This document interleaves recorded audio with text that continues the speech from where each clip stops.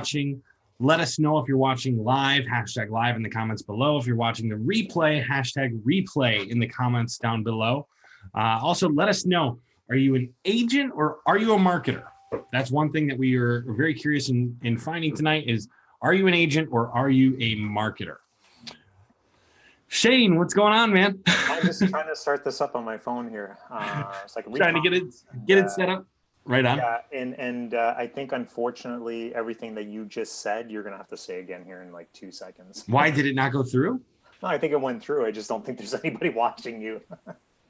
Nobody's watching that. If you're watching the replay, hashtag replay. If you're watching live, hashtag live. Peter, what's going on? Let's give it just a second while we let everybody get in. And I will send out the broadcast to let everybody know that we are live.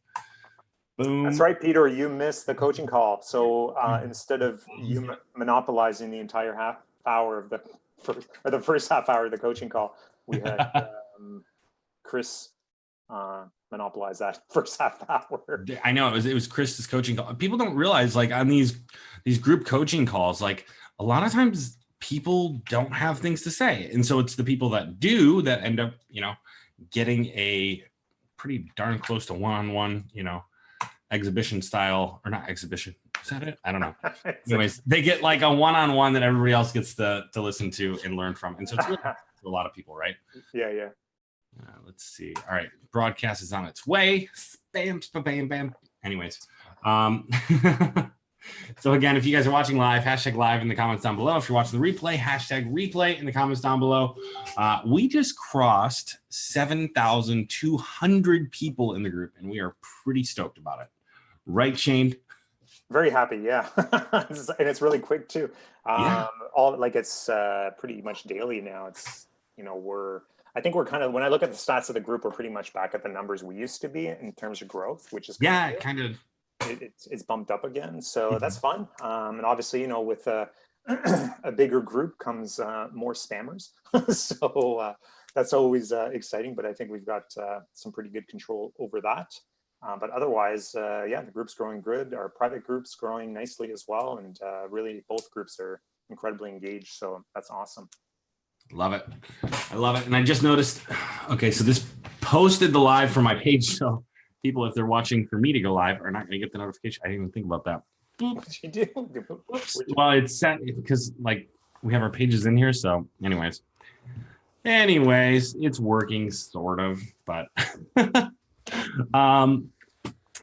so 7,200 members. And we were chatting earlier about some of the things we love when people do, and some of the things that you're just like, are you serious? Right? When people come in and make certain posts. And it's always funny to see that new member icon right next to like this giant, here's how you do this post. Yeah, I mean, here's how you be an agency. It's like, obviously, I mean, I find it a little bit frustrating sometimes. But people go into groups all the time and they spam the groups, and it's just the way it is, right? So yeah. And then when you have everybody else that's not doing that, and they're really truly coming here to trying to find more information and posting results and trying to help people. But what are you going to do, right? I guess that's what happens with. It's part of the game. It's part of the game, but it's one of those things where it's like, come on, like if you join a group, you don't need to like run in there and be like, this is how you do it. Like you just joined. Like even if you have the experience, like take a minute, get to know everybody, right? It's like there's this conversation going in a room, right? And there's a circle of people and they're all talking, and you just have somebody who just busts right through the crowd, gets right in the middle and says, hey, this is how you do it. And you're like, is this guy? Like, I don't. You're hyper tonight. Him or who invited? I didn't know it was an open bar. So last night, one of the guys I ended up banning from the group last night, he was basically just commenting like on all the comments, the same thing over and over again about his Google AdWords services. And I'm like, the first time I sent him a warning the first time, and then I kept noticing it, and something like, oh my god, okay, this is see ya. So, and I don't like, I don't like banning people, right? Like typically anybody that I do, I know you do, but like, maybe some people don't know, right? So I send them the warning and I let them know like, hey, please like read the rules and no self-promo. And, Yeah, well, I mean, group. the knuckleheads I don't ban. The idiots I ban, right? But the knuckleheads who come in and do something like that, I usually, I turn on like the post approval thing and delete their post, right? So it like that's one thing people have mentioned about this group that they absolutely love is the fact that we keep spammers out and we keep it from being like that. Right. It's bad enough when somebody says I'm looking for some real estate service or real estate marketing services, and you're like, oh gosh, they don't know what they just got into. Yeah, watch your inbox. Well, that's what happens when you join a group full of marketers. So right. Yeah. Anyways, so you must be pretty pumped up to be here tonight. You've been playing with kids for the past week. Yeah. My wife is out of town on a cruise, so I've had. I think anybody that's a friend of Matt's right now knows that your wife is out of town at Disney or on a cruise. Because if you're a friend of my wife's on Facebook. I don't even think you need to be a friend of your wife, so she tags you and everything. I think. Oh, does she? Okay. I think so. Yeah. So, so I think this is the first adult conversation you've had probably in the past 5 days, right? I know. I texted you the other night. I'm like, dude, let's chat for like 5 minutes. I just need to hear like another adult's voice. Well, that's I guess tonight's the night. Then you get to. That's probably why you're so excited tonight. Yeah, I'm like, yes, like we don't have a guest, but we're doing it anyways. Awesome. Yeah, so say hi in the comments, and I'll say hi back. But Matt's desperate for some attention. I just wanted conversation. No. Yeah, that doesn't have to do with changing a diaper or needing more food and water. So right.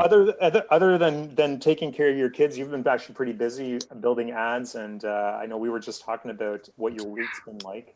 Yeah, so I built 44 campaigns this week. Right now, let's see, 44 campaigns, and they're all in different parts of the country.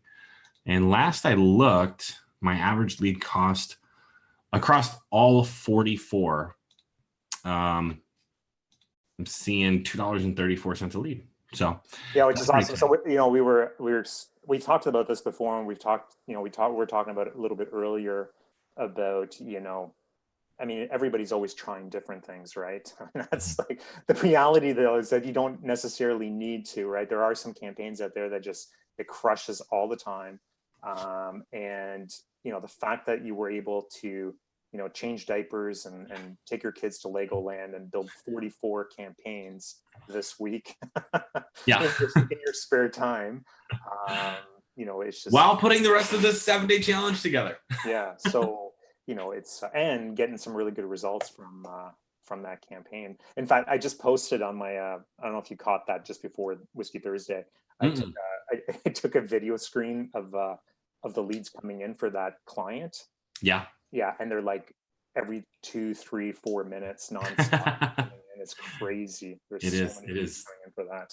So out of there, we've got, like I said, we've gotten over 1,200 leads for those campaigns right now, which is pretty sweet. Jimmy, hi. Alina, hi. People are saying hi. What's going on? Also, if you guys are watching live, hashtag live in the comments below. If you're watching replay, hashtag replay in the comments below. Let's get some engagement going on. If you guys have questions, throw those in here. We'll answer questions. We might even, who knows, if you have a really good question that we really like, maybe we'll bring you on.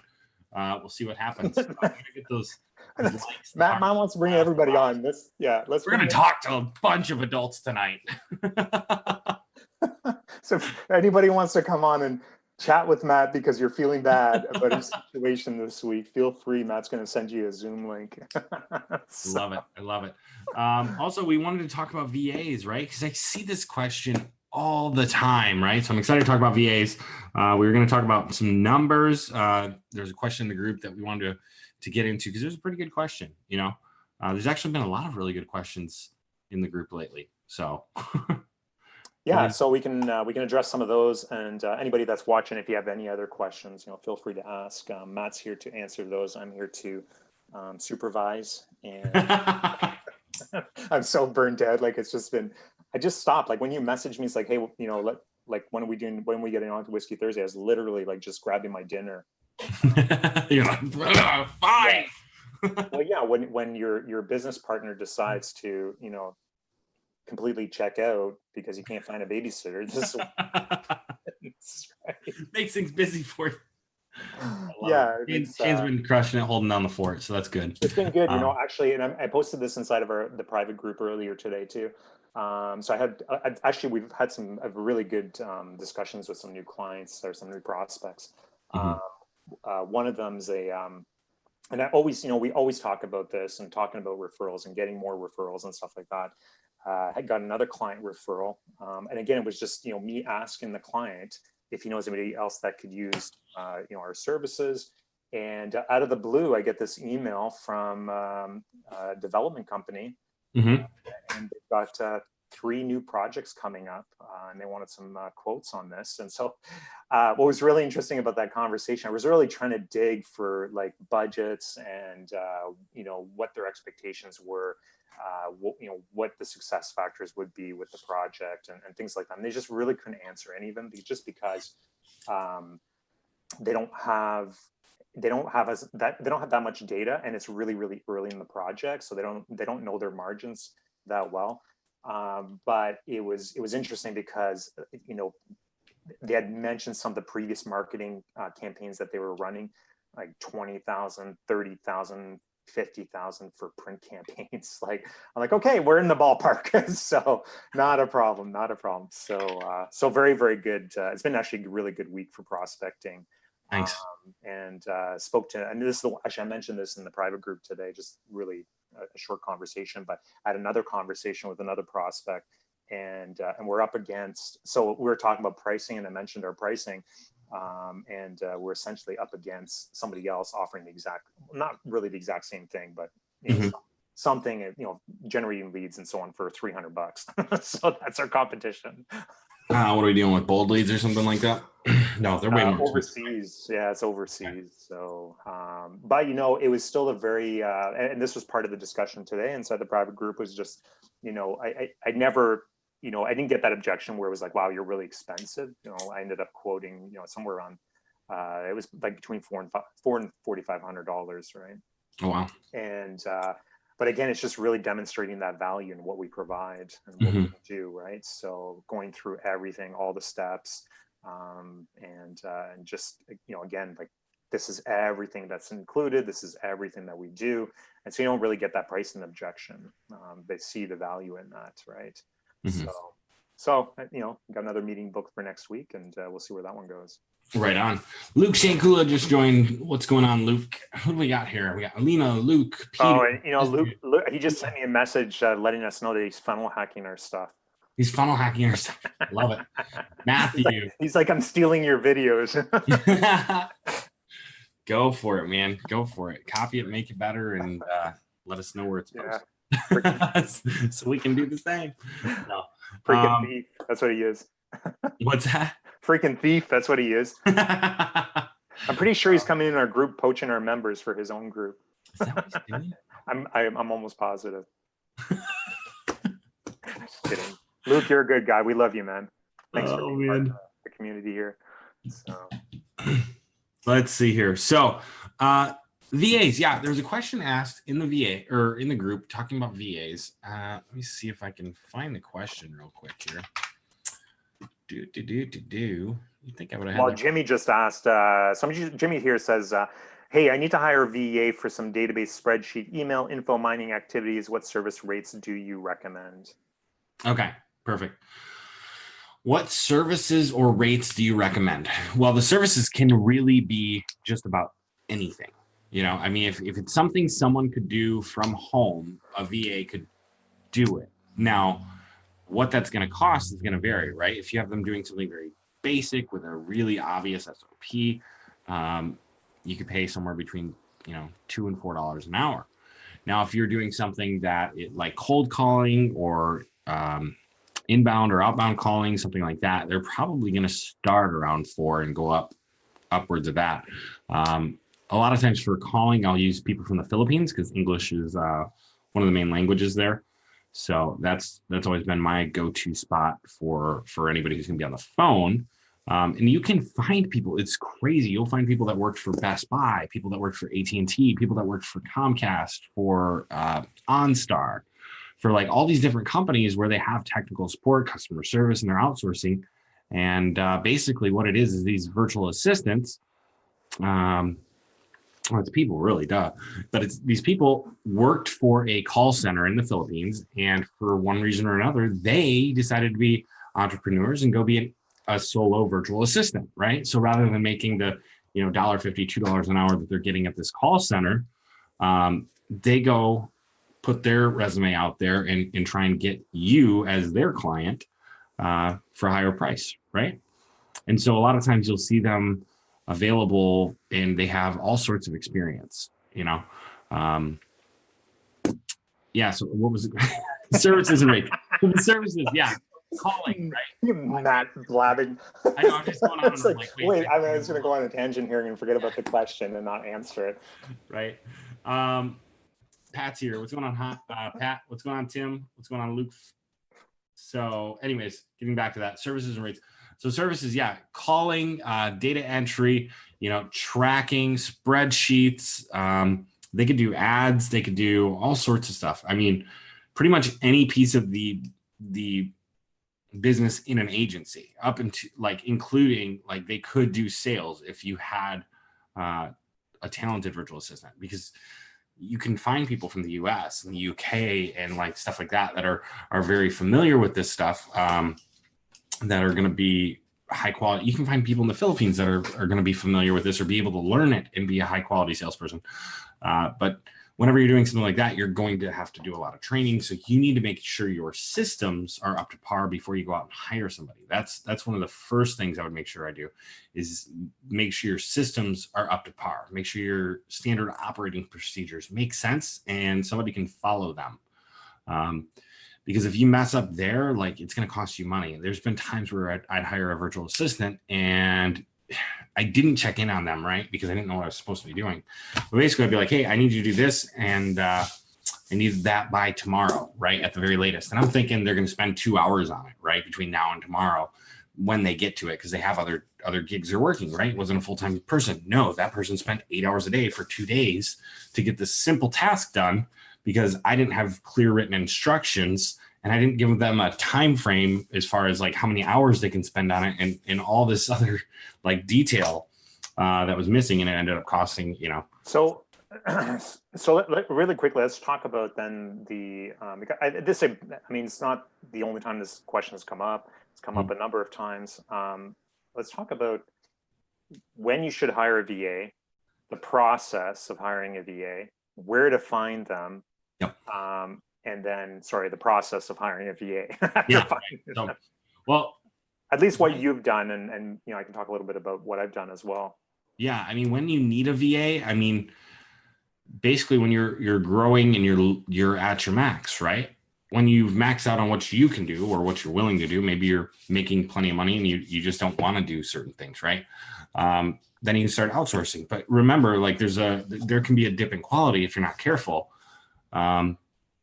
Typically, the first thing I would say to outsource is going to be your administrative stuff and ads, right? Administrative and technical. Those would be the first things that I would outsource, based on you being the best salesman in your company at this time, right? Also, a salesman is probably going to need quite a bit more money, right, Shane? I mean, you've hired some high-end salespeople. Yeah, I mean, I guess for us, for instance, I don't think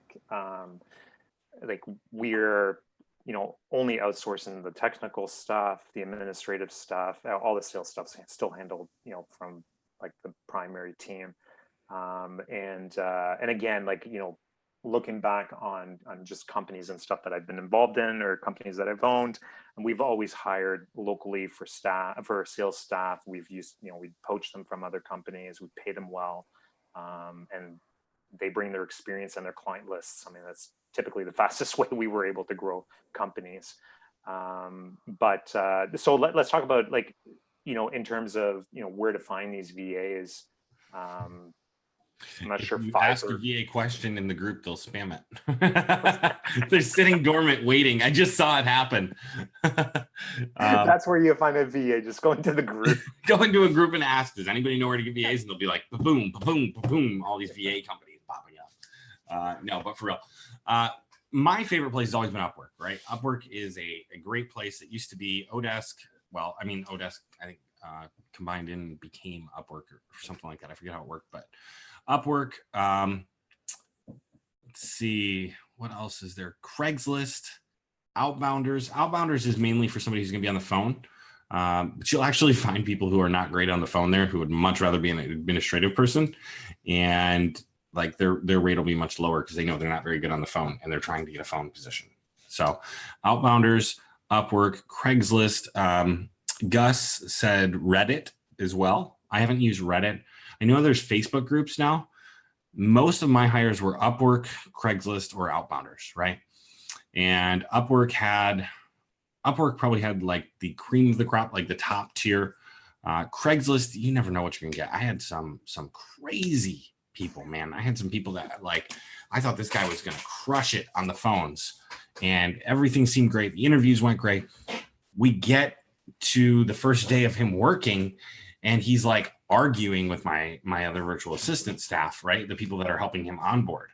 He's arguing with them. Well, I don't want to do that. Why do I got to fill this out? Why do I just want to be on the phones. I just want to make calls. And I'm like, no, there's like systems and processes you have to follow. Like if you book an appointment, you have to get that to the agent, right? You can't just be like, appointment booked, done.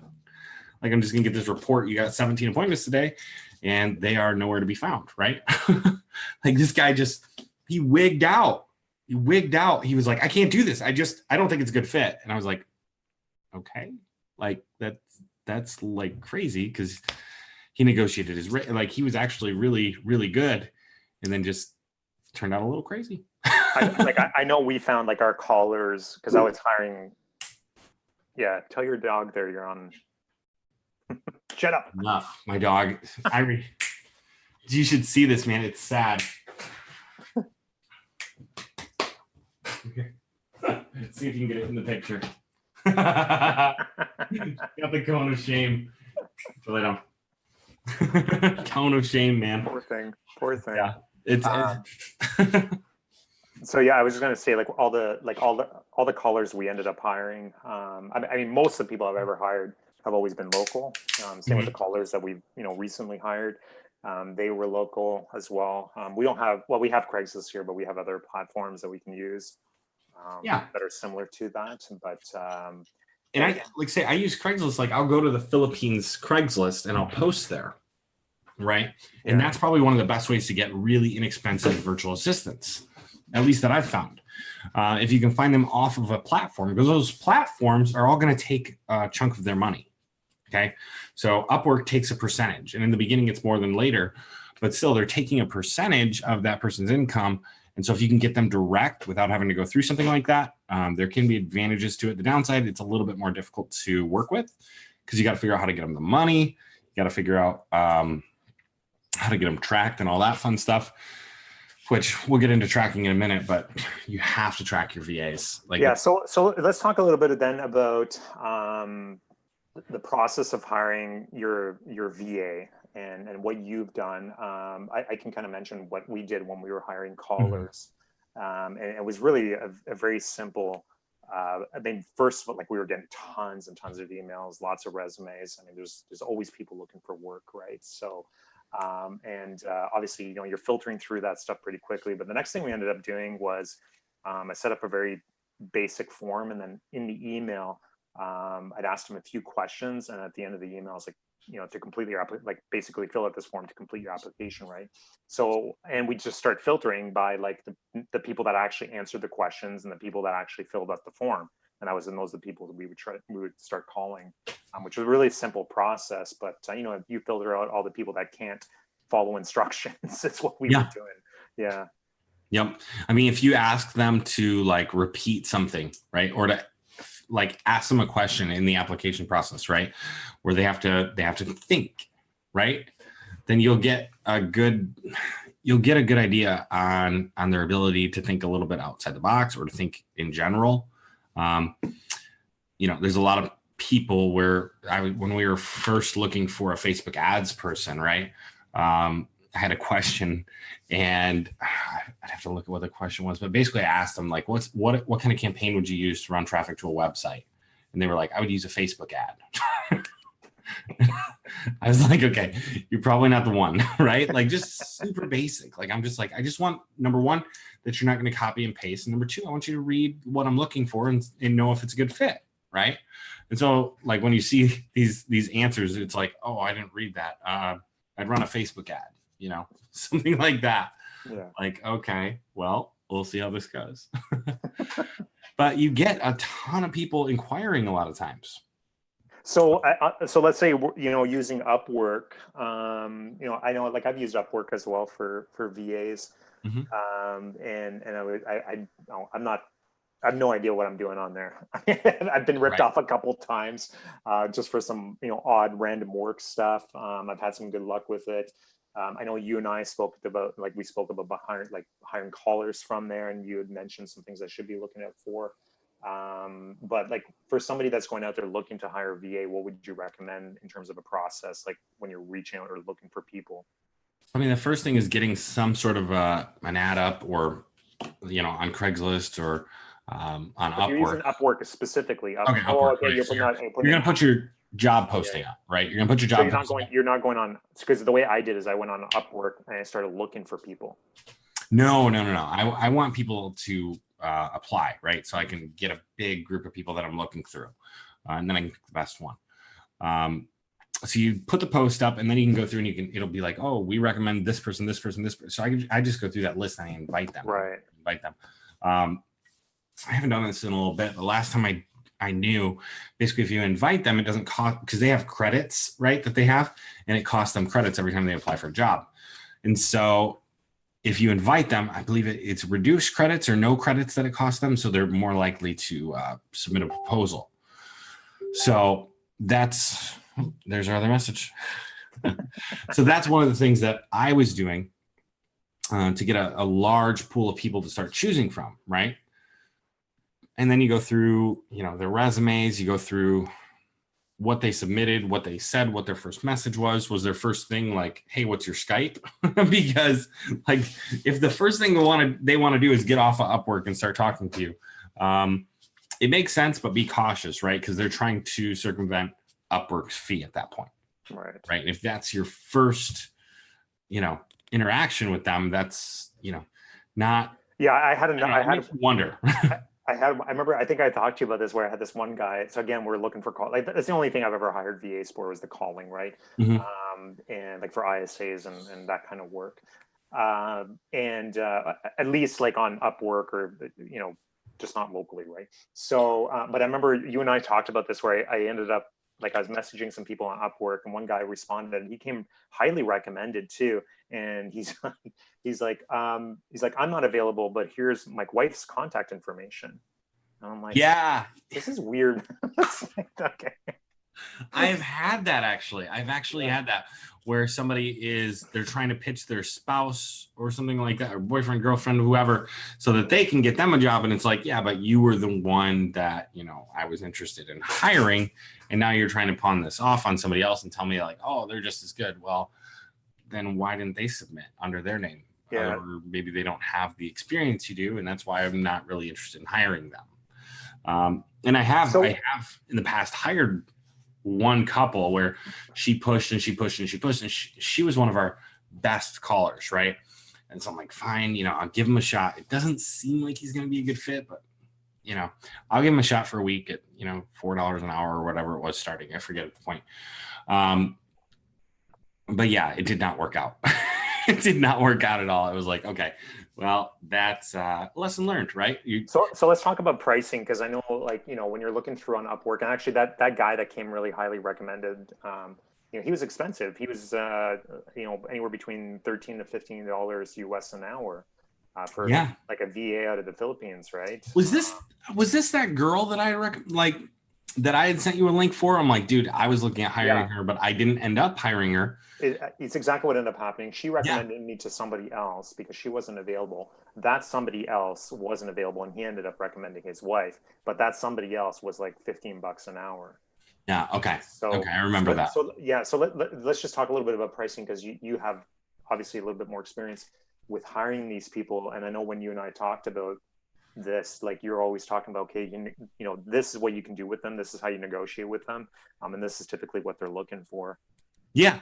So, wow, we're going right to the secrets.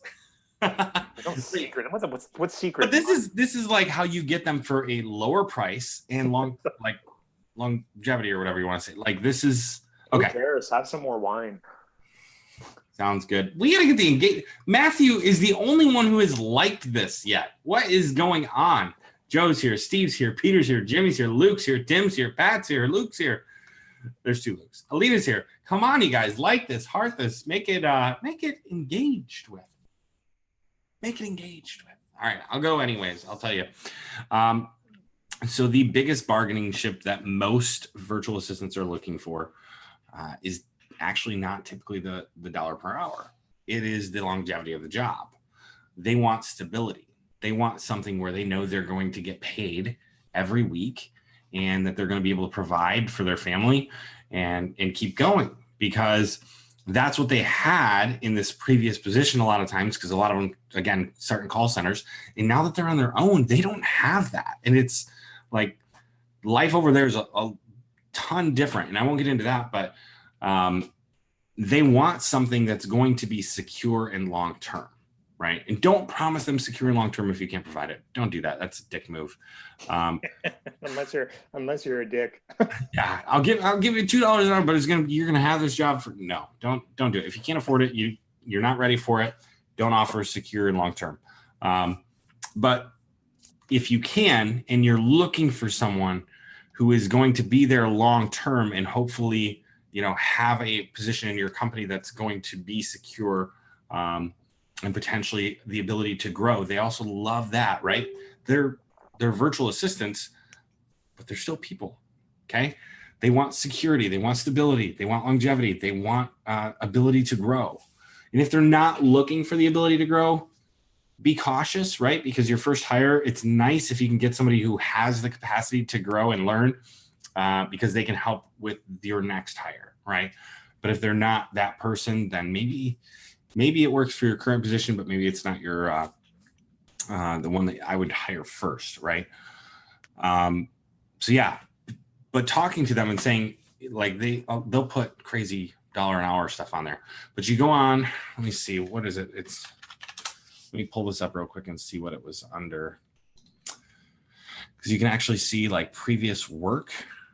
And when you look at the previous work, you can see how much they've been paid, right? So it gives you an actual idea of what they're willing to work for, rather than sitting there and,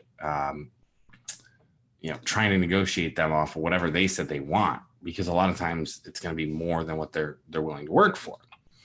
So I'm pulling it up here to see what it is called. Well, it's right there. You just go look under their history or something. Yeah, it's their job history. That's what it was. Yeah.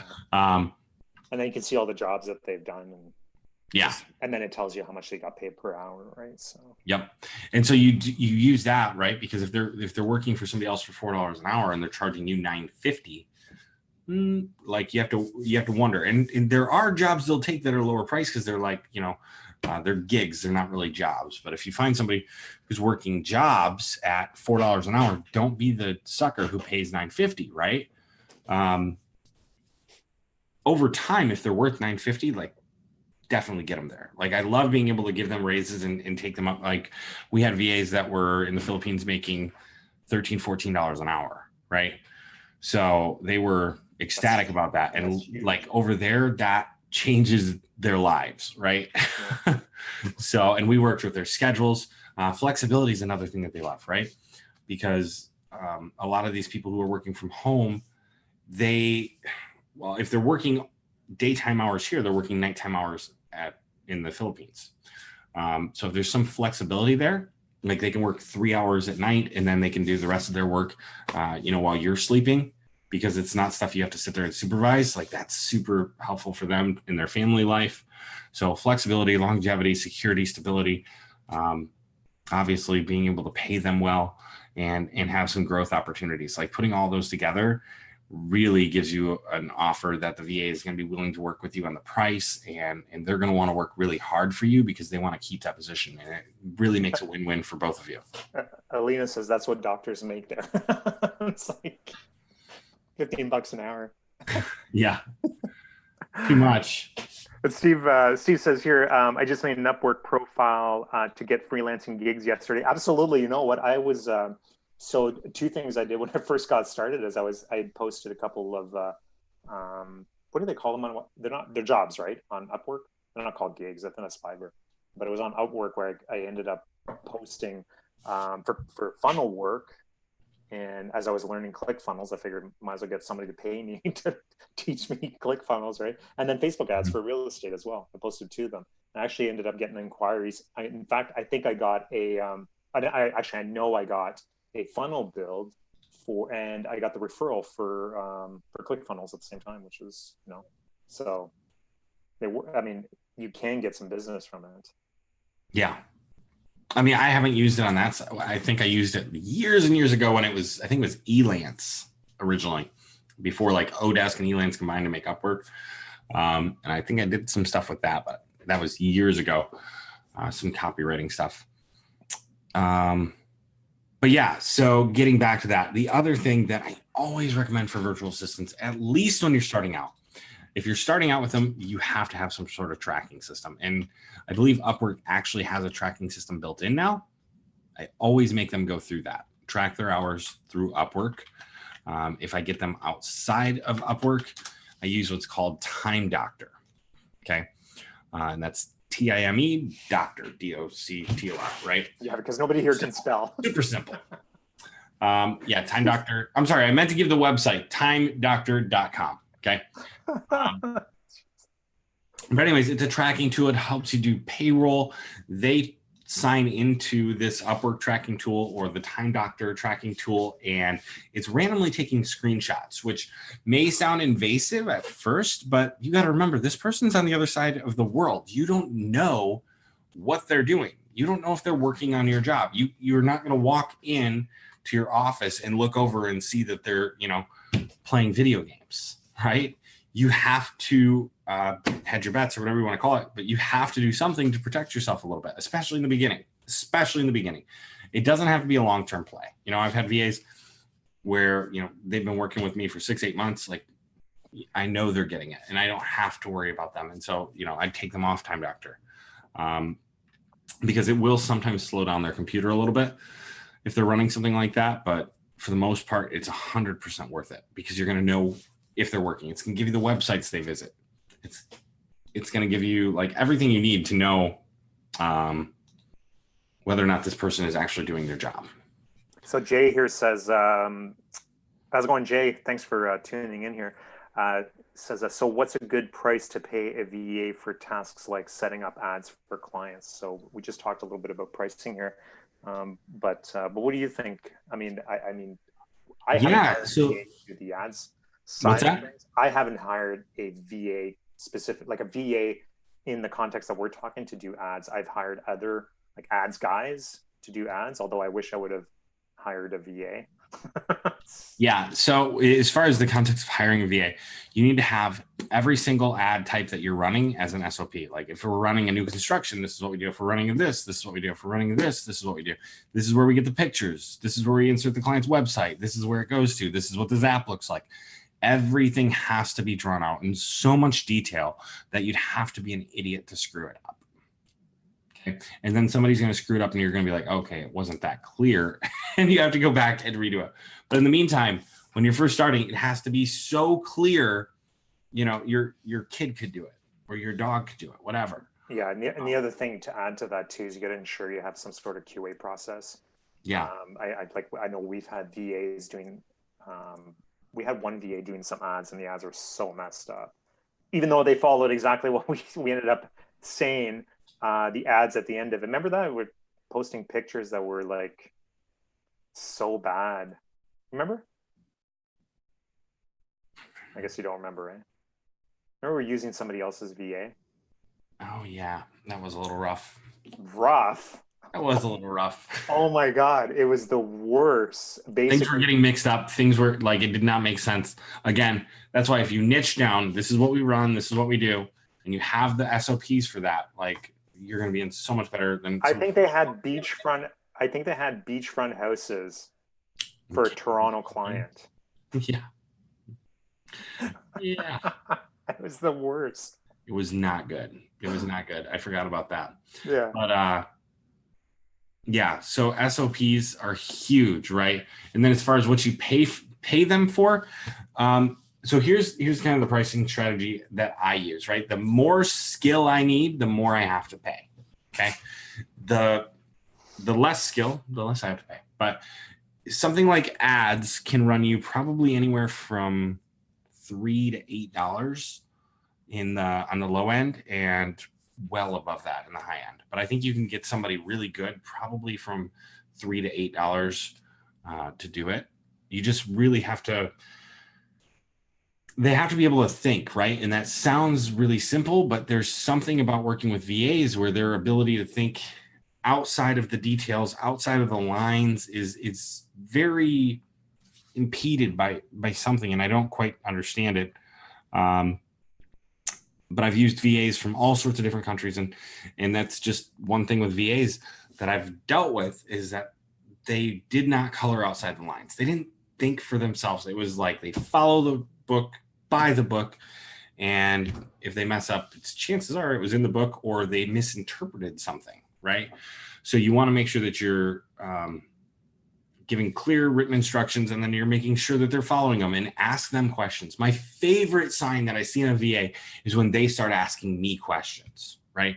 When they're trying to learn the system, when they start saying, okay, hey, I was doing this ad, but it had this, and I was thinking, what if we did that? Or, something like that. Like, you go, oh gosh, they're thinking, like, yes, right? Because they're going to learn this. They're not just going to like copy and paste. Something else too is you don't just want to build out an SOP and hand it over to your VA and say, here you go, have fun. All right. Yeah. The next thing you want to do is you want to start having your VA shadow you for a couple of weeks, and then you want to shadow your VA, making sure that they're following everything that you've put together. Well, and there's a saying that I love, and it's I do, we do, you do, right? And so for the first week, at least the first week, it's me doing the work. They're just watching. Yes, I understand you have to pay someone to watch you do the work, but that's part of the training process, right? It should take about 3 weeks. I do it. They watch, they take notes, they ask questions. Again, this is a great time for me to see, are they going to ask questions, or are they just going to go, oh, yeah, I get it. I can do it. Yep, I get it. Like, because they do want to impress you, right? They do. They want to earn that position for long term. But you want somebody who's realistically paying attention and learning. So I do is the first week. The next week is we do. Okay. We are doing it together. I'm going to be doing some of it. They're going to be doing some of it. I'm going to do a few. They'll do a few, right? I'm going to be right there with them doing it together. And then the third piece is you do, right? I'm going to hand it off, and now I'm going to watch you do it. Okay. And we're going to go through it. We're going to make any corrections we need. And then you're going to be on your own after, day 2 of that week or so. And then I'm going to go back through and check the quality. And you're going to check the quality for several weeks while you're doing this, even after on their own, because you want to make sure they're not screwing this up, because this is not just your money. It's, other clients' monies. Yeah. You lose a client, Yeah. Not fun. No, Alina says here, Fiverr equals worse for VA. So they're great for business cards. Yeah, it depends. Fiverr is good for VA gigs, in my experience. Like one-offs. Yeah, like if I have a small project, I need something done. Yeah. I go to somebody who specializes in that. I give them the work. They do the work. I know what it's going to cost me, and it gets done. So I've used Fiverr for a lot of stuff, and I've used Upwork for a lot of stuff too. And I feel like for a long time, I felt like Upwork was, I don't know, a little bit more legit, and the work quality you get from there is probably better than Fiverr. But I've been screwed on Upwork just as much as I've been screwed on Fiverr. It's just more money on Upwork, Have you been screwed on Fiverr? Oh yeah. For what? So content specifically, getting people the right content. I had logo work done that was terrible, but the content was the biggest one, that like the one big one that I remember, because I'd gone through 3 different people. I ended up having to threaten all 3 of them because you can't get your money. Like, it's really, really tough to get your money back. Yeah. I mean, I typically, for any writing stuff, I would go through Upwork and expect to be paying somewhere around $15 to $20 per per article or whatever you're getting done, you know? Yeah, and I think the other thing too is like check the work, like get right. Like if you're doing a lot of work, like I was doing a lot of content, right? So, and it's just the first few pieces were just terrible. Like there's one I could barely read. It was so bad. You know, the next ones I ended up hiring was just like, I need referrals. I need to see like what you've done for other clients. I need to like, you know, look at your website, all this other stuff, right? And I want to make sure that you're US based and you understand English. Right. That was the other big one. Yeah, you always want to make sure they understand the English that they're working in, or the language that they're working in. Jimmy says, what about screen capture training videos? Yeah, that's great. And that's something that I typically send them out. Even before I hire them, a lot of times I'll send them like some videos and be like, here's what I'm doing. Does this make sense? Have you done anything like this before? Do you have experience doing this? And they'll say yes or no, or it looks easy or whatever. But doing that, and then once I hire them, like I might give them 3 days or something to go through all these videos, and then we're going to go, you know, I'm going to do it, you're going to do it, or I'm going to do it, we're going to do it, you're going to do it, right? So you don't want to automate too fast. And like this is a big deal. This is hiring staff, okay? Like I get that it's a virtual assistant, but you're hiring someone who could potentially grow your business or screw it up. They could really make your life tough with some of the mistakes that they can make. So I wouldn't take this lightly and try to automate it. Like if I had 20 VAs or something like that, yeah, like at that point you could start automating some stuff. Like here's the systems, you know, I've done it 20 times. So I've recorded every one. I made them each better. Yeah. I mean, the other thing, you know, another key to all this is like that first VA that you hire, you want to be hiring the best you can possibly hire within your budgets, right? Because that VA is going to be the next VA is going to be training your people, the next person you hire, right? Yeah. And then eventually that VA could potentially become the person that manages 2 or 3 VAs and ensures that the work gets done, right? So that initial VA, like, you know, you want to make sure that they're the best possible ones that you can get.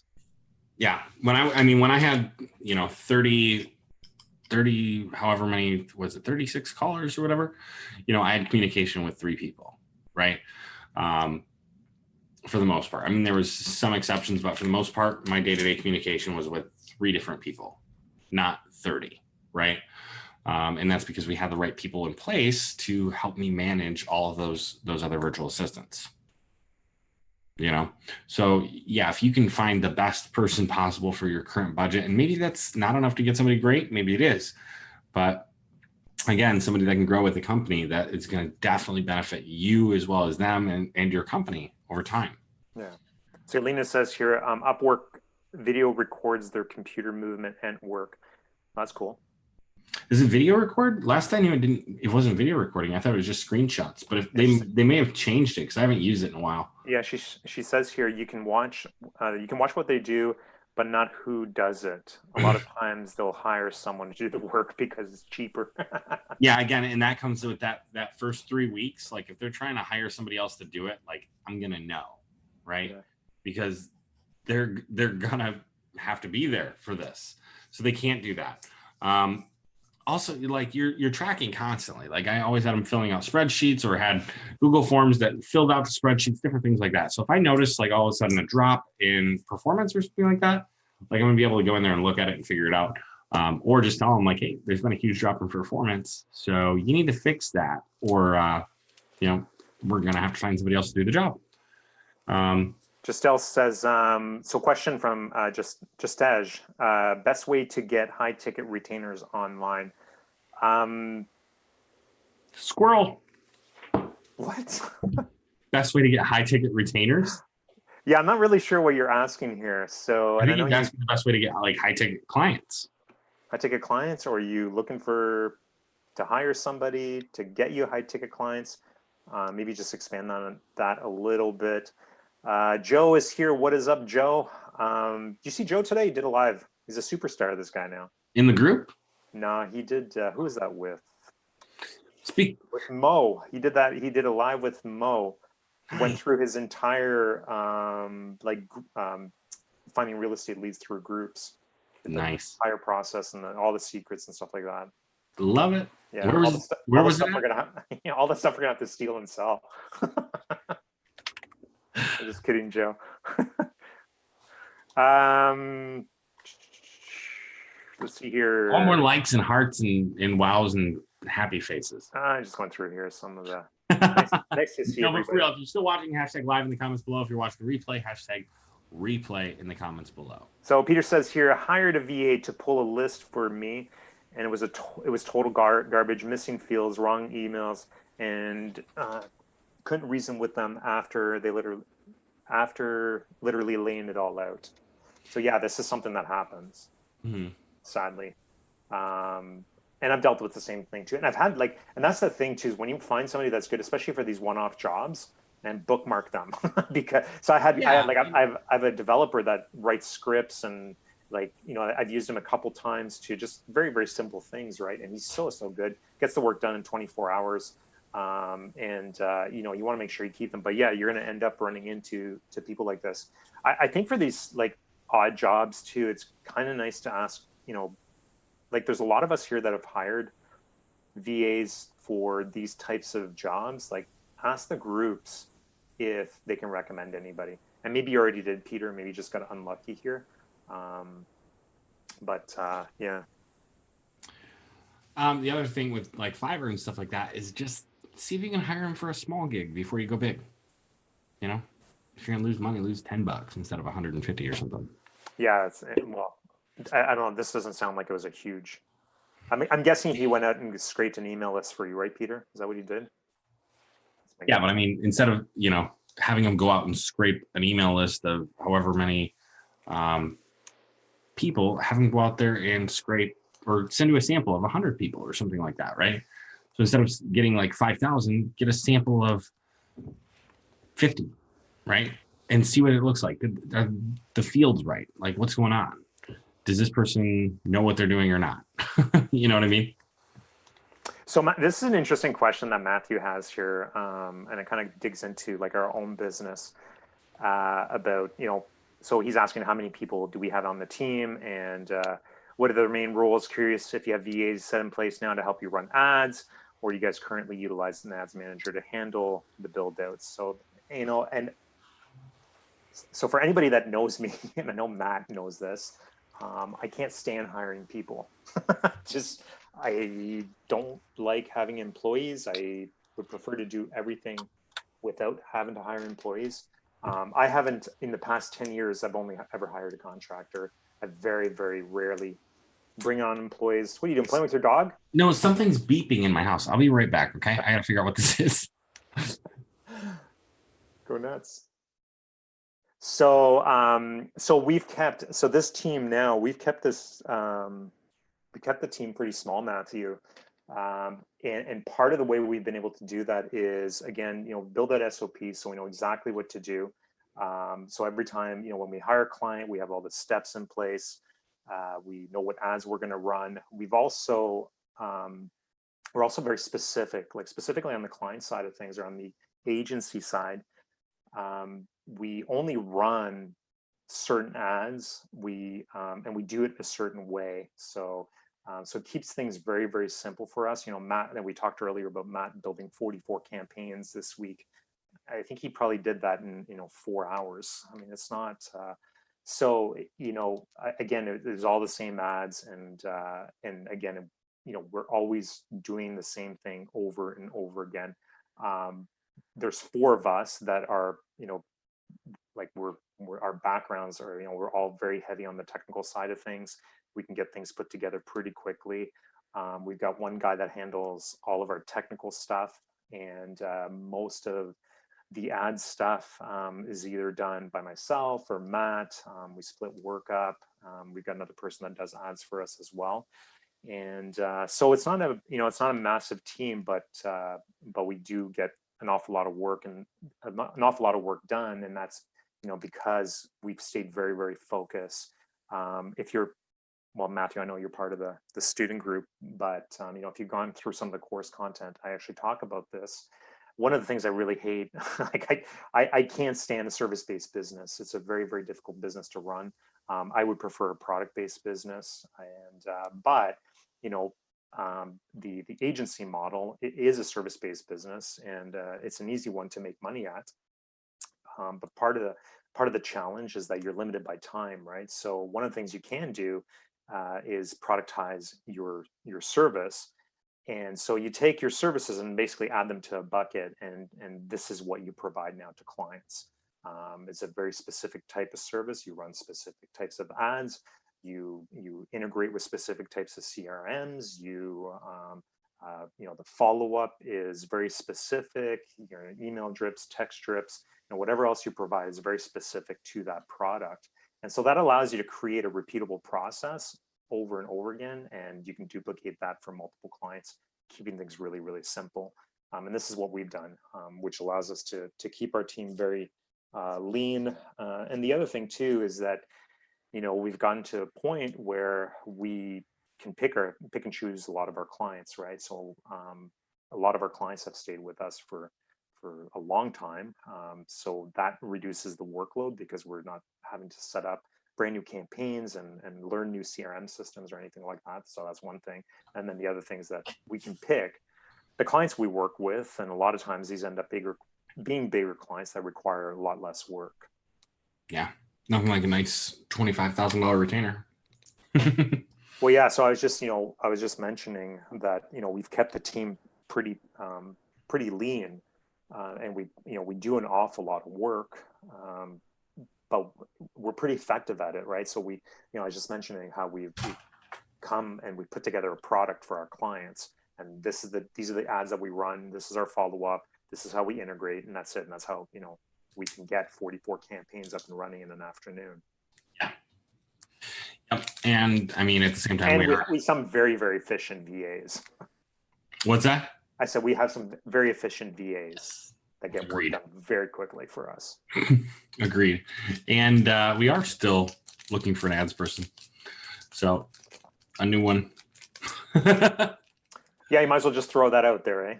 So if you're an ads person who wants something stable, yeah, we are doing that. So that'll be fun. Basically, instead of having people doing pieces of it, we're looking for somebody to do like everything now, right? To really take that to another level and allow us to have more free time in other areas. So let's see. Where are we at? Matthew's question. Okay, good. Did you get through it? Yeah. Okay, perfect. So, Joe, I think the next thing is Joe says it's all you. You are the reason I'm doing this well. Blessed. Thanks to you two. Shucks. Joe's the boss. Don't let him fool you. Joe's doing awesome. I was watching, he was on that live today. If anybody, I don't know Mo's last name. I'd have to look it up. Z, right? Z. Yeah. So, a great live too. Like so much information, guys. If you go check that out. I mean, Joe's been on Whiskey Thursday a couple times, and he shared a lot of that same information. But like it's I think Joe over time continues to learn new things, and he's coming up with new ideas, and new types of posts, and Joe is one of the guys that started this whole like, hey, post this on your profile to get a ton of engagement. And now like inside the private group, every week somebody's like, hey, try this out. We got those posts going up inside the private group. The private group's insane. Like the stuff that's in there. How many ads are on that one now where it says show us your top performing ad? I don't know. Like everybody's just submitting their top performing ads in everything real estate right now. Yeah, which is really, it's really cool. And I think that where else do you get that? Well, and I think that just goes back to the type of community that that we built, right? It's and people understand that there's no we've always tried to remove that scarcity mindset, like keep everything to yourself because there's not enough business out there, which is crazy. We're still landing clients after like I've been doing this for 3 years. You've been doing this for a little while, and we're still landing clients. Like it's not stopping, right? Yeah. I mean, people were scared back when I started. I joined the Dan's group, way back when he was like 600 members or something like that, and people were talking about, this market saturation and all this stuff, right? It's like, nope, it's not stopping. If anything, it's getting. I also one of the things that's really getting easier is the ads. Like I don't know if you've noticed that, but I remember struggling when I first started with this and getting leads in general. But now there's so much information out there, and well, our course and other people's courses, and it's easy now to get leads. Yeah. Now it's the next part, which is the follow-ups, and then after that, making sure clients are closing. And, Yeah, and that's that's one thing we were talking about this earlier. Like, you can't just buy a course and magically be successful, right? Like, you can't just buy a program and all of a sudden, like, your business is going to change. Like, you have to implement. You have to take action. Having the information is not having the knowledge. Like, having the knowledge comes by going through all of the information and implementing and taking action and seeing how it works and what you mess up and what doesn't work anymore or whatever the situation is. Like, knowledge takes time. Like, just having the information does not make you successful right away. And I think there's a lot of people out there that will assume different. Well, yeah, and it was really like, I learned that lesson actually, like when I bought, Dan's course years ago. And so I ended up signing a bunch of trial clients at the time, and I was kind of struggling. And I'm like, you know what? I'm going to buy Dan's course. I'm going to spend the money. I'm going to go into debt, and like I'm going to get the magic, the magic, right? Yeah. And I didn't. I didn't. Like, it still required work on my part, to test different things out. But at least it gave me a foundation of where to start. And but yeah, like back then, like ads for real estate agents were just not available anywhere. Right. Yeah. Yeah, they were not easily found. Even now, they're really not. I think we take it for granted that we have all this stuff right in front of us. But I think, there's a lot of groups out there where agents are not getting the information or the ads or anything to do this with, right? And we see that all the time, because you get, marketers that are getting into this niche, and, they're struggling to get leads because they're not, they don't quite understand what kind of campaigns are running or what they should be using for bait or whatever that is. Mm-hmm. Right. So yeah, I mean, I think that's still happening more and more. It's easier to get the information, but like even 3 years ago, there was no, like I couldn't find a course on real estate, Yeah. Yep. And I think that's, I don't know. I think we've lucked out, and we've worked hard, but we've also had some luck involved, because we definitely have been lucky enough to have the people in there be like awesome people, right? So there's no such thing as luck. What are you talking about? We worked very hard to find the right people, but no. I mean, obviously, I feel like no luck. That's exactly what it is. We ended up working. Like, are you talking about people inside the group, or? Yeah, but the fact that not like the people who bought it weren't jerks. We have really awesome people in the group. Like the community is really awesome. That's not by luck. That's by working hard and providing value in one group, and and other places. Like, No, it's not work if you love what you do. I'm not saying that it's not work. I'm saying it's not luck. Oh man, fair enough. Right, you attract the people that like that want to work with you. So obviously, if the members in the groups are awesome, well, guess what? That makes us. That's what it is. Joe says, I scrape through at least 1 to 2 Facebook real estate groups a week to find new stuff, and none. I mean, none. I have this much info or doable steps. Yeah, I mean, the public group is insane too, because there's just so many things that are there. And then again, with the 7-day challenge that's launching, that's running a little behind, but soon it'll be launching. Yeah, you're only 4 months behind, Matt. I know. But it will be launching very soon, and it's hopefully going to take everybody who's still struggling to find clients, and people who do have them, they just want some more, kind of help you put some systems in place and get this thing going. So we're pretty pumped about that. I mean, if you guys are watching right now, are you pumped about the 7-day challenge? Do you know what the 7-day challenge is? They're like, yeah, we did the 7-day challenge, but I think the new one's going to be really cool, actually, because there's a lot more, we're adding a lot more content to that, right? Mm-hmm. A lot more thought has gone into this one. The original one was really, based on the one you did. It was an adaptation. Yeah, it was the one that you did, which, I think if anybody would have worked that properly, they would have got some really good results. The new one has a lot more of what the first one was missing, right? So I think this will help people a little bit more. There's a lot of, so we've added some mindset stuff to it. We've added scripts to it. Automated client acquisition funnel. Yeah, so I think there's a lot more, as long as people are willing to put in the effort. And that's a big that's a big issue. Is a lot of people, you know, aren't. I shouldn't say a lot of people, but if you don't going to put the effort in, you're not going to get the results. You know, that's part Well, of that's just it. Like having the information does not make you successful, Yeah. right? And that's one of the things that we see all the time is people come in, they buy a course, and it's like, oh, it doesn't work. You know, Yeah. What do? Well, you do the things you were supposed to do in the first place. You get to work. Yeah, and you know, I look at like some of the guys inside the group. You know, obviously Gary comes up a lot. I mean, there's a ton of you guys. So if you guys are watching, I mean, all of you, you know, if you're here, you know, watching, if you're part of the student group, I mean, you guys have all really worked hard. There's you know, who has it just posted, just about to hit another, you know, 17 weeks in, he's going to hit $10,000 here a month retainers, which is great. Like I think that's a great achievement. You know, but Gary stands out because he just posted again. You know, guy had $7 bucks in his bank account, joined the group, you know, and he's always messaging me. He's like, hey, you know, thanks so much. I'm so grateful, blah, blah, blah, all this stuff. And I keep telling him, it's like, you know, we just gave you the tools. You did all the work.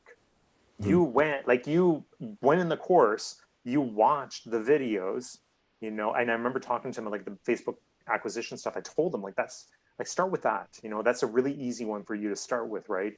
And that's what he did. And he loved it. Right. And he was engaging with people and he just kept working it. And eventually, you know, he started landing clients, you know, and now he's, you know, for some people, $5,000 a month may not be a lot, but for him, it's huge because now he's got his own apartment and, you know, it's a big step for him. Yeah. And he's like, what, 19? Yeah. Dude, if I was making $60K a year at 19, I know. I would have been pretty stoked. And he's on it. Like if he keeps doing this, he's on his way to, you know, easily 10K and then another 20. Like you keep figuring new things out, right? And then new bigger clients come along, bigger opportunities come along, right? And like him and I have talked a lot. Like he's always booking, like, you know, he's booked a couple of check-in calls and, you know, I've had a few conversations with him and, you know, every time, like, he's always asking about certain things, right? And I'll tell him, like, try this and, you know, do this. And then he goes out and implements, right? And then he lands a couple more clients. And so, again, you know, it just goes back to, you know, like, keep working at it, right? Action. You have to take action. You have to take action. Daniel's another one that's just, like, yeah. You know, on fire. I don't know how many clients this guy's got anymore. I lost track after 20. Right. But he's another one, you know, it just kept working, get more clients, adding more value, you know? So, and then bigger opportunities keep unfolding for him. If you guys are watching right now, how many clients do you currently have? Jimmy says, when is the 7-day challenge? Jimmy, are you an agent or a marketer? He's both. He's both? Okay. No, but yeah, no, hang on a second. Jimmy, correct me if I'm wrong here, because I've known Jimmy for a long time. Jimmy was actually one of the first guys that bought my email drips. Okay. So Jimmy's a loan officer, but now I think Jimmy's a loan officer, but he took a marketing position with a real estate company, a very successful real estate company in California. Okay.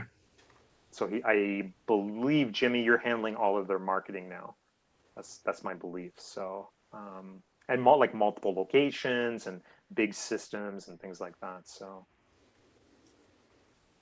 let's see. So he's a marketer, a lender, and an agent. Nice. I don't know if he's an agent though. Jimmy, I don't know if you're licensed or not, but I know you were an LO at one point. Because Jimmy's like him and I worked on the lender campaigns. Like he gave me a bunch of ideas and what to do for the lender like the lender drip campaigns, because he was an LO, and so I built the campaigns based on some of the suggestions he had given us. Nice. Yeah. Nice. Okay. So yeah. So the marketer version, again, I was hoping to have it out, you know, Friday or Monday. I definitely underestimated the amount of work it would be to not have my wife around. And so right now, next time get a babysitter. I know, right? I'm really hoping. Yeah, he's balling here, but he won't get a babysitter. Dude, it's because I don't know a lot of people here. Like, I'll Craigslist. Online. Just Craigslist, man. Wait, that's like the title of a movie, Craigslist Babysitter. Dum dum. Liars. Or is it like that's an episode of Law and Order or something. The Craigslist babysitter. Yeah, that's not a good idea. Walk down the street, you see all those. I mean, there's a bunch of people walking the streets looking for jobs. Oh my goodness. Yeah. The guy holding the sign. Hey, do you want to babysit? Oh man. Yeah, unfortunately, I've not figured out a way to get a VA to babysit yet. So we'll see what I can get. You have no family in Detroit? Well, I mean, I have my wife's family, but they're on the vacation with her. The whole family went on vacation with her. No, but all the babysitters. Yeah, like her mom and her sister. Where's her dad? At work. Oh. So he gets to go to work, but you don't. Well, his kids are grown. Still grandfather. He's ahead of the game. Yeah. Anyways, next time we find you a babysitter. Yeah, right. But yeah, anyways, I'm hoping to finish all the content next week. So awesome. Then we'll launch shortly after that. It'll probably be the first one will probably be a smaller, smaller launch because we're doing it for free. We'll see what we do. We'll see what happens. It should be pretty sweet. Let's see. What else? We're going to go over the question that was in the group earlier. I think this is a really good one for you as well. But I believe it was Sarah had asked. Let me find it here. How to track transactions. That was the question. Was it how to track transactions? Okay. So yeah, how do you get numbers back from your realtor on performance of your campaigns? I can send them leads all day, but I want to know the conversions, active pipeline, number of conversations, etc. How often do you ask, and how do you keep track? So yeah, I mean, basically you have to set up a system with your agents on when you're going to be connecting, right? I've talked about this before. I don't know if it was here in the private group, but basically setting up Wednesday afternoons is your basically your week where you're touching, or your day where you're touching base with all of your current clients, right? Let them know I'm going to call you between 1 p.m. and 3 p.m. East or whatever standard time. Doesn't have to be Eastern, but anyways, I'm going to call you between this time and this time on Wednesdays. So if you see a call from me, make sure to answer, because we're going to go over your current numbers, what the situation is, and so on. And then you have to ask them, right? You have to ask them. Or you could build a Google form where they fill it out once a week, and you just tell them like, hey, if you don't fill this out, your leads will be paused until you do, and see how that goes. But yeah, I think the best way is just you could. I play a little bit. Yeah. Anyways, I want to make sure I get information from people when they're supposed to give it to me. But I mean, yeah, I probably wouldn't actually. So let me. I mean, like I have clients that, and we well, like I've had clients where I haven't spoken to in months. We've had clients we haven't spoken to in months, and we know Zach has clients. They just keep paying. Is this really important? Or I guess maybe the better question is it necessary? Is it necessary to follow up with your clients regularly? If you want the information, yeah. I would say if you, because she's talking about how do I get the information, because I want to know, right? I want to know conversions, active pipeline, conversations. I mean, yeah, I think you're right. The first key to that is that we don't necessarily need to know that stuff, right? Because agents are busy enough as it is. Like asking them to do one more thing could be the straw that breaks the camel's back. Who knows? But if you do really want to know, just because it helps you sleep better at night, then you need to set up a system, right? You need to set up a system. So I have, so there's a client that I talk to on a regular basis, and the only reason why I like talking to him is because he sends me referrals all the time. So I call to find out how his leads are, and I don't care about the conversion rates really. I just care about the referrals that he ends up sending me. He loves it too. He loves sending referrals over, right? Or I just like to hear, one of the things I always like asking clients is what they're up to, what events are they going to, things like that, right? Especially local clients, because then it gives you an opportunity to maybe get an invitation to one of these events, which I've gotten, plenty in the past. But then the referral side of it's also, a great thing too. But otherwise, I've never been too concerned about, conversion rates. I mean, in the first couple of months, yes, you know, this would be something that we're doing on a regular basis where it's like, okay, like and usually like in the first month, we're scheduling calls every couple weeks, right? To kind of figure out where the leads are. And I think it's mostly to gauge the client and make sure we can address problems with the clients, their systems. Yeah. I mean, expectations, right? That's really the issue is when we need this information is when something's not working, right? And so that's probably when, or not probably, that's when I've had more of these conversations about, okay, how many leads did you get in, right? How many went to your system? Did they match how many I sent, right? You know, how many of those people did you talk to? Is it a reasonable number? Is it, you know, the conversion or the contact rate's way down? You know, and I start going through the diagnosis of what the issue is, right. But they have to have that number. They have to have those numbers. And if they don't have the numbers when I get on the phone with them, then I say, look, go get your numbers and we're going to reschedule this call. Yeah. Right. Because at that point we're going back through to figure out the issue. Yeah. So I guess the simple solution to this is you don't need all those numbers. So something else you could do, yeah. So something else I guess you could do too, and I mentioned that in the comment, is you just basically work through the CRM, right? So, you know, educating your clients how to use the CRM, how to tag and move clients from one stage to another, so that either A, you can get the notifications, or B, you can log into their CRM systems once a month and just get the data like that. I mean, that's another option. 100%. Right. And it's something like I mean, I know for every one of our clients, we have access to all of their CRM systems. So if we need access to the data, we can take a look at it, right? So. Yeah. Let's see. Do we have any other questions? Or are we going to have a short episode tonight?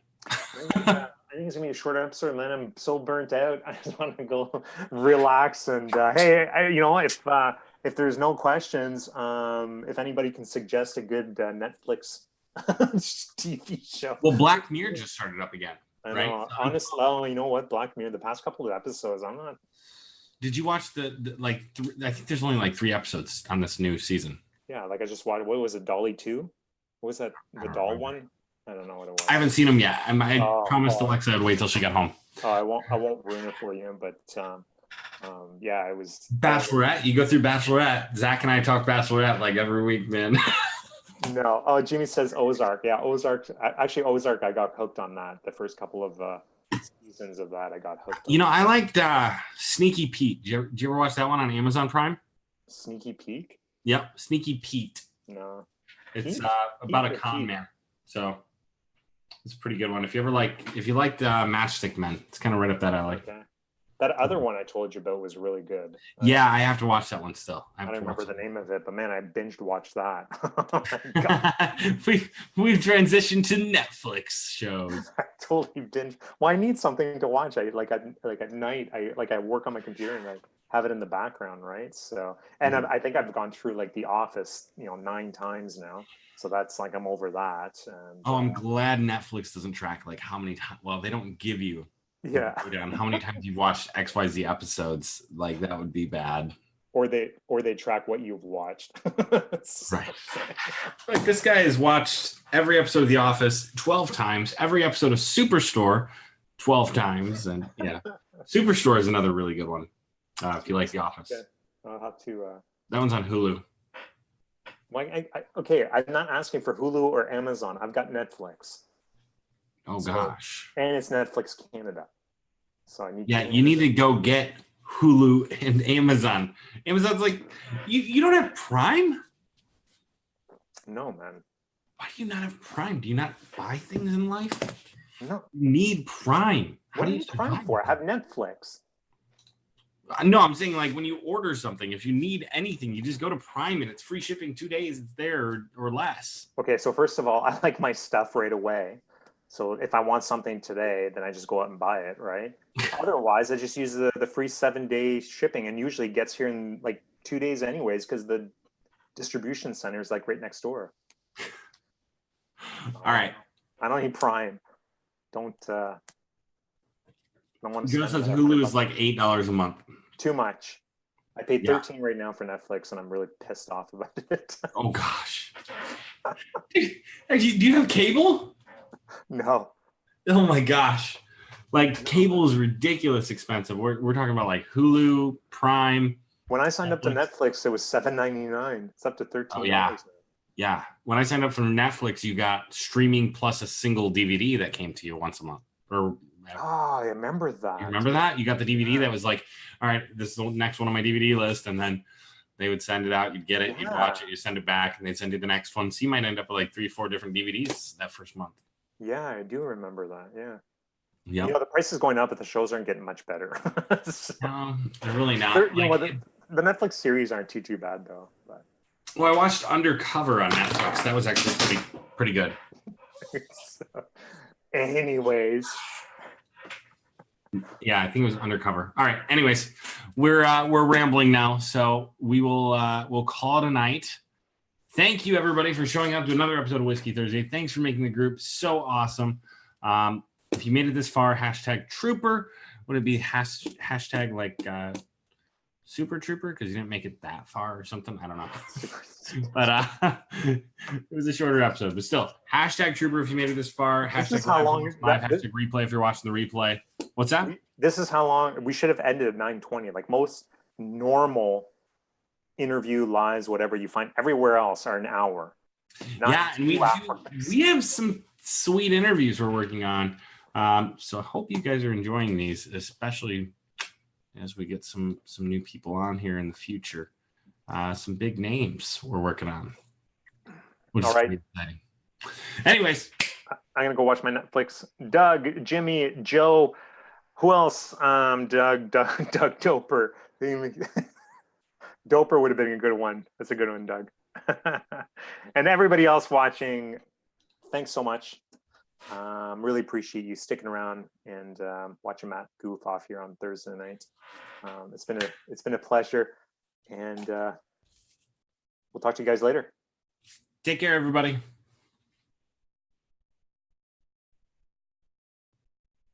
Are we done?